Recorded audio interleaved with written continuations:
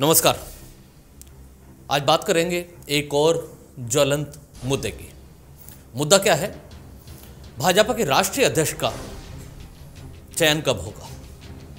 भाजपा के राष्ट्रीय अध्यक्ष जेपी नड्डा का कार्यकाल खत्म हो चुका है और जल्द ही भाजपा के नए राष्ट्रीय अध्यक्ष का ऐलान होना बाकी है। इसे लेकर बुधवार को केंद्रीय गृह मंत्री अमित शाह के आवास पर एक अहम बैठक हुई। सूत्रों के मुताबिक एक हफ्ते के अंदर पार्टी अध्यक्ष के चुनाव की घोषणा हो सकती है। गृह मंत्री अमित शाह के आवास पर हुई बैठक में कर्नाटक, उत्तर प्रदेश, पश्चिम बंगाल और मध्य प्रदेश जैसे राज्यों के अध्यक्षों के नामों पर भी चर्चा हुई। अगले 2-3 दिनों में करीब आधा दर्जन राज्यों के अध्यक्षों की घोषणा हो सकती है। इसके बाद राष्ट्रीय अध्यक्ष की चुनाव प्रक्रिया 20 अप्रैल के बाद कभी भी शुरू हो सकती है। लेकिन प्रबल दावेदार कौन कौन है, इस पर चर्चा आज इस खबर में।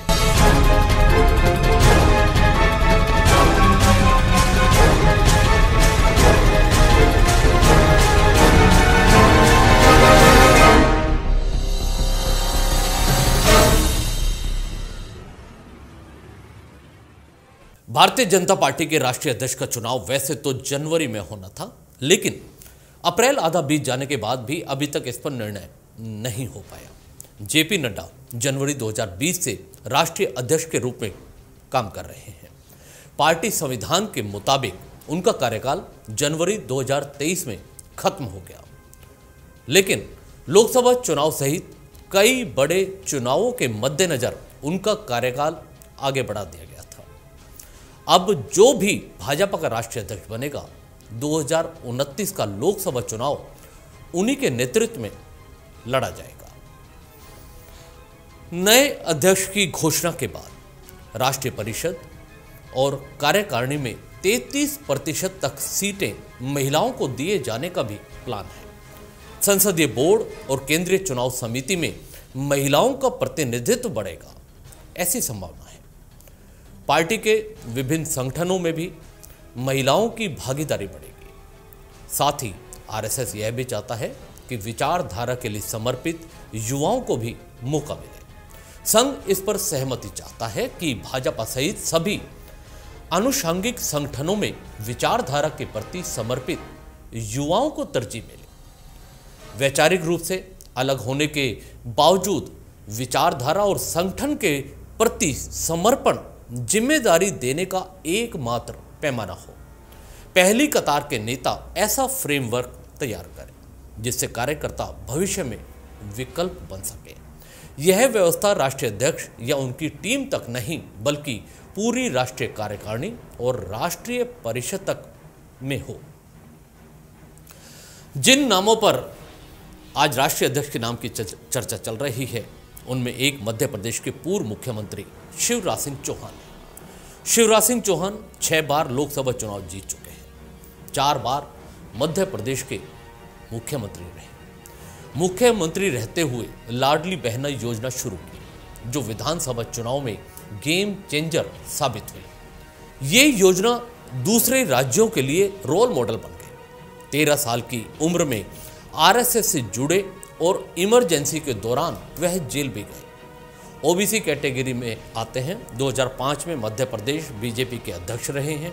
आरएसएस की लिस्ट में शिवराज एक महत्वपूर्ण नाम माना जा रहा है। वहीं दूसरा नाम सुनील बंसल का है। सुनील बंसल के पास 2014 के लोकसभा चुनाव में उत्तर प्रदेश के सह प्रभारी और फिर 2017 में प्रभारी की जिम्मेदारी रही और उन्होंने पार्टी को कामयाबी दिलाई। इसके अलावा ओडिशा, बंगाल और तेलंगाना के वह प्रभारी के रूप में उनको मिली कामयाबी में भी बड़ा प्लस पॉइंट रहा। सुनील बंसल को यूपी में बीजेपी का चाणक्य तक कहा गया। संघ से नजदीकी के साथ साथ संगठन में भी अच्छी पकड़ है। वहीं केंद्रीय मंत्री धर्मेंद्र प्रधान भी चर्चाओं में है। वर्तमान में केंद्रीय शिक्षा मंत्री हैं और भाजपा के एक अनुभवी संगठनकर्ता है। ओडिशा से आते हैं, जहां बीजेपी अपनी पकड़ और भी ज्यादा मजबूत करना चाहती है। मोदी और शाह की टीम के भरोसेमंद सदस्य हैं धर्मेंद्र प्रधान। 40 साल का राजनीतिक अनुभव के साथ ओबीसी के भी बड़े नेता माने जाते हैं। 14 साल की उम्र में एबीवीपी से जुड़े और 2010 में बीजेपी के राष्ट्रीय महासचिव बने। इनकी संगठन में मजबूत पकड़ है। 2 बार लोकसभा और 2 बार राज्यसभा के सदस्य बने। अब बात करते हैं एक और नाम की। नाम है रघुवर दास। इनकी भी चर्चा है। रघुवर दास झारखंड के पहले गैर आदिवासी मुख्यमंत्री रहे। उन्होंने झारखंड में 5 साल का स्थिर शासन दिया, जो राज्य में पहली बार हुआ। उनकी जमीनी कार्यकर्ताओं और भाजपा संगठन में मजबूत पकड़ है। ओबीसी समुदाय से आने के कारण भाजपा को सामाजिक समीकरण में नई बढ़त मिल सकती है। उनकी वजह से पूर्वोत्तर में भाजपा को विस्तार मिल सकता है। बात अगर महिलाओं की करें तो स्मृति ईरानी के नाम की भी चर्चा है। वह भी मुख्य नामों की लिस्ट में शामिल है। ईरानी को कई अहम मंत्रालय संभालने के साथ प्रशासनिक अनुभव भी है। पार्टी के लिए मजबूत महिला चेहरा मानी जाती हैं। प्रखर वक्ता हैं। आरएसएस के साथ अच्छे संबंध और हिंदी बेल्ट के साथ दक्षिण भारत में भी प्रभाव है। बात वानती श्रीनिवासन की भी है। उनका भी चर्चा होना जरूरी है, जो वर्तमान में भाजपा महिला मोर्चा की राष्ट्रीय अध्यक्ष है। उनका नाम भी चर्चाओं में है। उन्हें संगठनात्मक कार्यों में उनका अनुभव काफ़ी है। 1993 से भाजपा से वह जुड़ी हुई है। तमिलनाडु में कोयम्बटूर दक्षिण सीट से कमल हासन जैसे बड़े नेता को उन्होंने हराया था। तमिलनाडु में भाजपा को मजबूत करने में उनकी महत्वपूर्ण भूमिका रही। पति श्रीनिवासन विश्व हिंदू परिषद के प्रदेश मंत्री रह चुके हैं। ऐसे में परिवार संघ और बीजेपी के काफी करीबी माना जा रहा है। इसी तरह तमिलिसाई सौंदरराजन 1999 में भाजपा से जुड़ी हुई हैं। राष्ट्रीय सचिव सहित कई महत्वपूर्ण पदों पर काम किया है। तमिलनाडु में भाजपा की प्रदेश अध्यक्ष रही हैं। वह 2014 से 2019 तक प्रदेश अध्यक्ष रही। प्रधानमंत्री नरेंद्र मोदी और गृह मंत्री अमित शाह के करीबी नेताओं में गिनी जाती हैं। तमिलनाडु में भाजपा को विपक्ष में रहते हुए भी पार्टी के विस्तार में इनका महत्वपूर्ण योगदान रहा।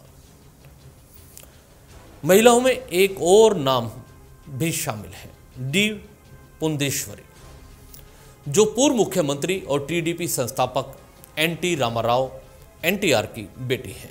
उन्होंने पहले कांग्रेस में रहकर केंद्रीय मंत्री के रूप में काम किया, फिर बीजेपी में वह शामिल हो गई। फिलहाल आंध्र प्रदेश भाजपा अध्यक्ष है।